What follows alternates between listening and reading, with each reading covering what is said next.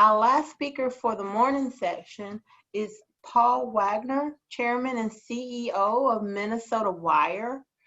Paul became president of Minnesota Wire in 1992 and was named CEO in 2000, where he greatly expanded its market exposure, including the medical, defense, aerospace, and commercial sectors. The company won a prestigious TIBIX Award in 2007 for excellence in small business innovation research, and recently, Paul was awarded the 2020 Wire and Cable Manufacturers Alliance Distinguished Career Award. The topic for today is medical trends in e-textiles and the development of smart wearable patient monitoring devices for COVID-19. Paul, whenever you're ready.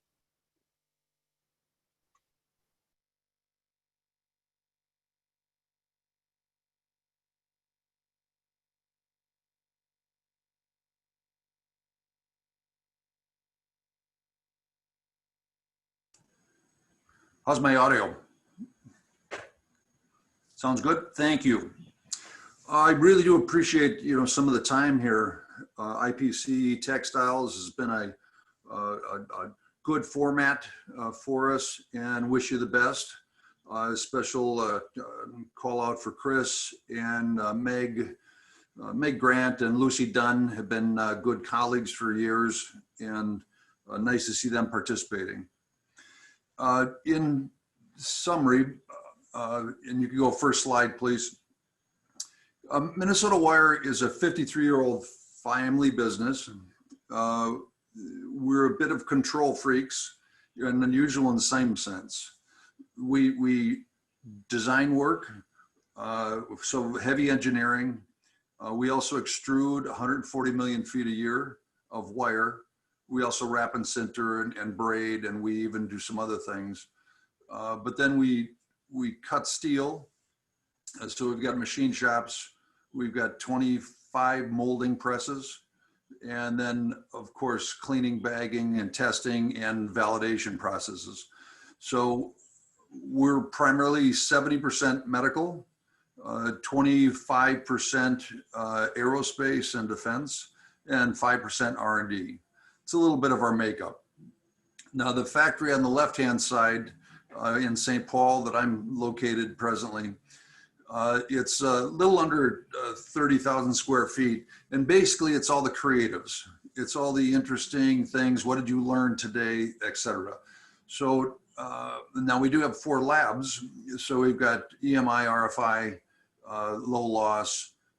So we're shielding experts. We also do flex testing, impact testing, torsional testing, moisture, et cetera. On the your right, Eau Claire, that's really about cost. 2 shifts, hardworking, guys and gals, passionate people about what they do, and but it's really designed around all the documentation, all the hassles, all the customer contacts are done here in Wisconsin. They just want to get it out the door, and so that's the difference. Next slide, please. Thank you, Chris. Overseas manufacturing challenges and trends. I started traveling Indonesia, Malaysia, Thailand, China, Singapore about 20 years ago. So I've seen a lot of change going on over the years, and certainly it's changing fast right now. So it's an interesting trend on the reshoring, bringing things back from China. And we believe we've had 6 different customers where we develop things, and it's quite labor intensive. So the desire is to go overseas and reduce costs, and we understand that.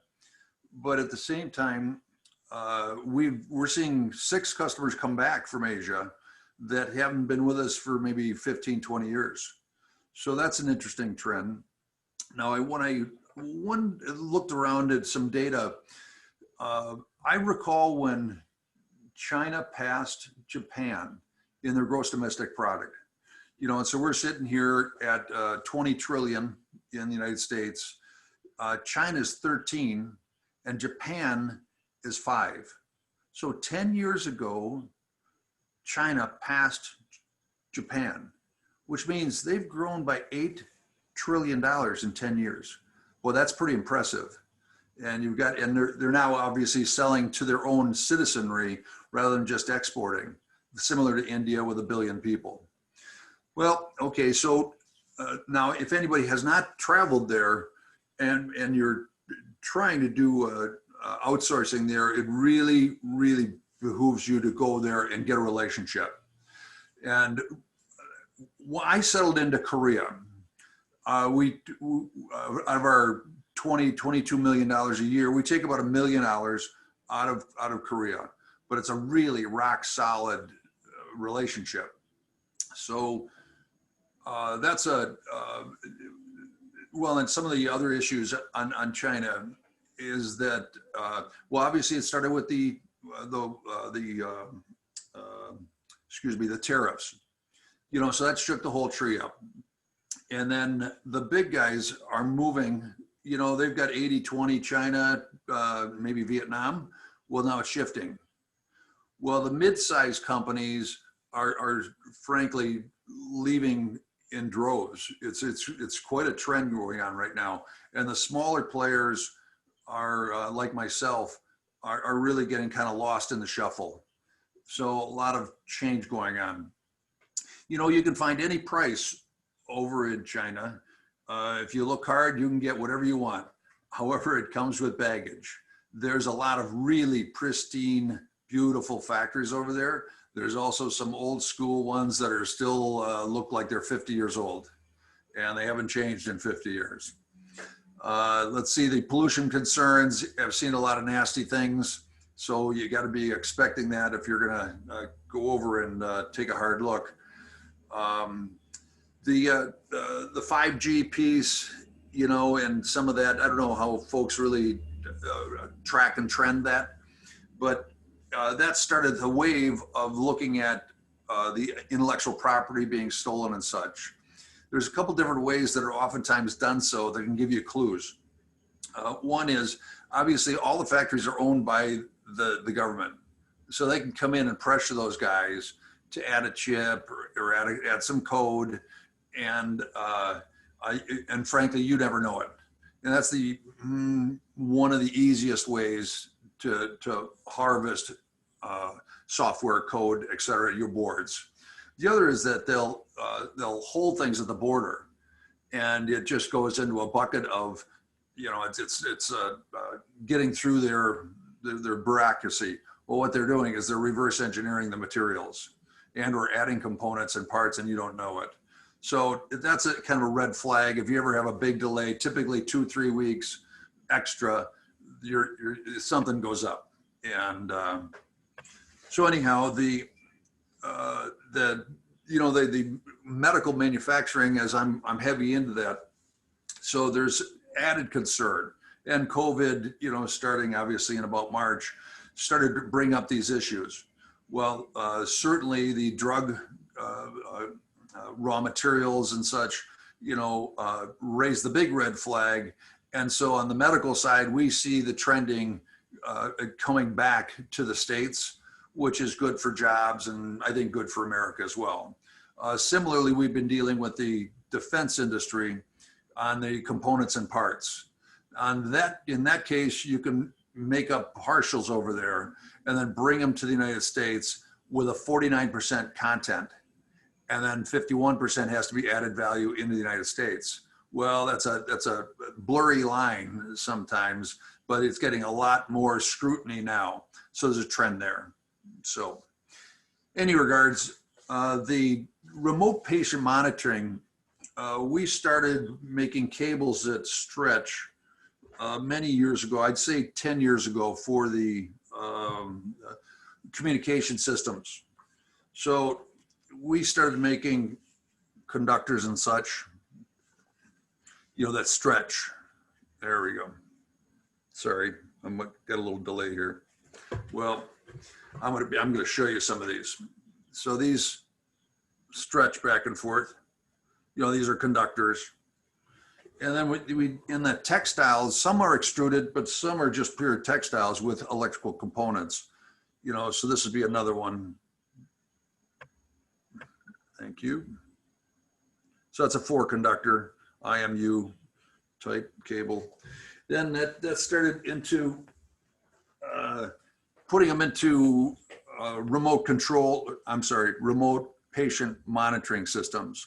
You know, grandma gets a new knee, and all of a sudden you're doing you're supposed to do your 30 leg extensions 3 times a day.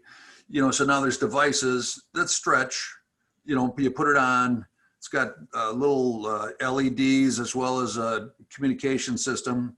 Starts chatting with you, time for therapy, wakes you up, and then you put it on, you do your stretches, and it audits that.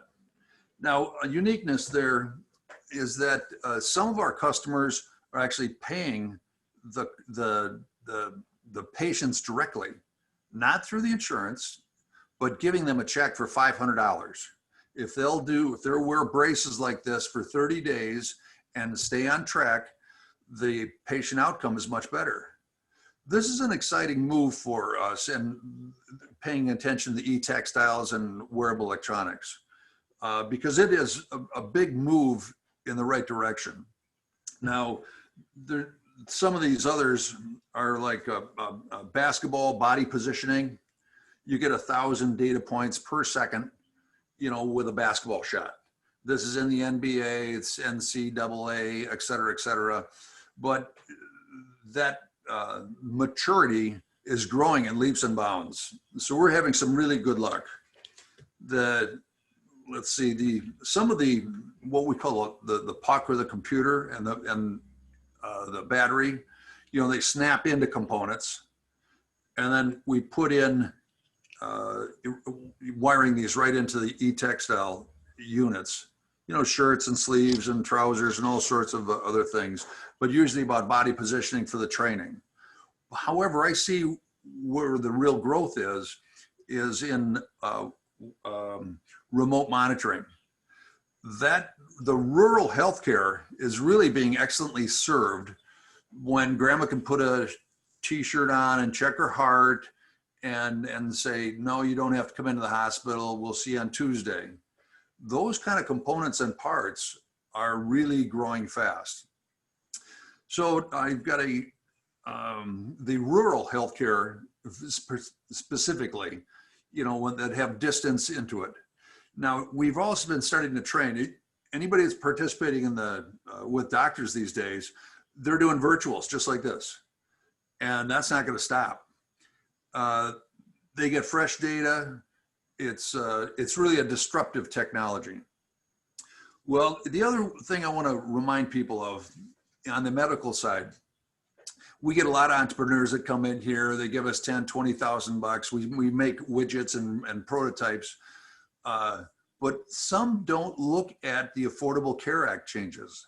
Those are still coming. Even in January 1st, you know, there was new changes that came about, and that's 7 years later. Now, particularly to the reimbursements. Now, if you design a great widget, however, the reimbursement schedule is low for it, it's not likely to get pulled through commercialization. You have to be in step with those designs. Also in step with what's been approved, you know, by Medicare. You know, because if you design a widget that's 6,000 bucks and, you know, it's only got a reimbursement of say 600, well, guess what? You're not going to sell anything. Okay, so those are some lessons learned that I've got. And next slide, please. Integrated circuits. Well, as I mentioned, you know, we're making all sorts of things that stretch and bounce, you know, connectorization, you know, for it. There we go. Okay, so however, about maybe 10 years ago, lots of companies came to me and said, hey, I want the components and the parts woven right into the clothing, and I'll take out a little puck of sorts, but at the same time,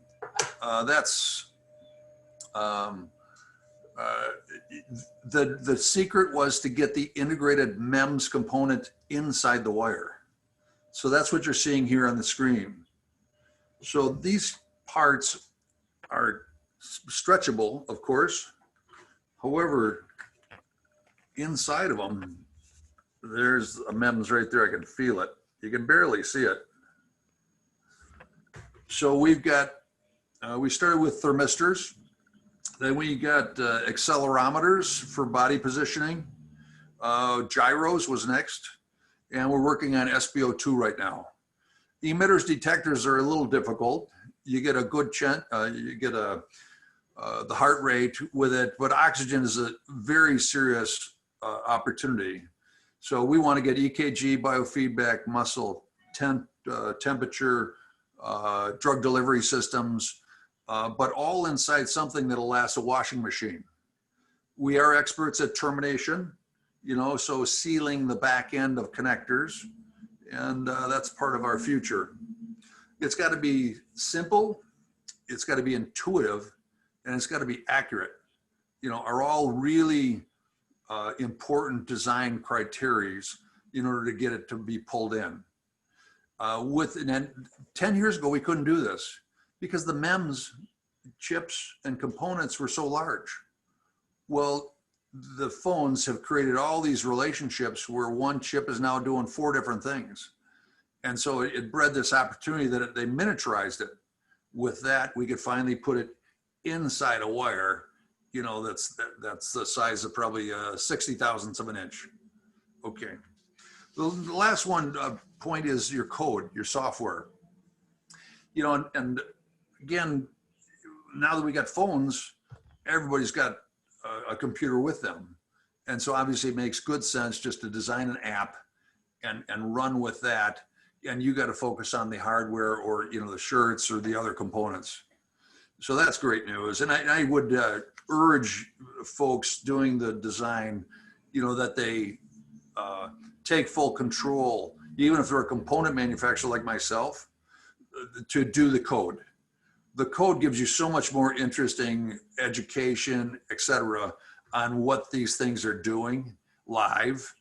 And you're not reliant on somebody else to make it intuitive, easy to use, et cetera. So that is my presentation. Many thanks for your time and interest. I'm having a lot of fun with this industry. And quite frankly, I know we're saving lives and we're improving healthcare for Americans, well, other people around the world, but particularly people in the rural areas that don't get the best of care. Okay. Thank you, Chris. Appreciate you doing the slides.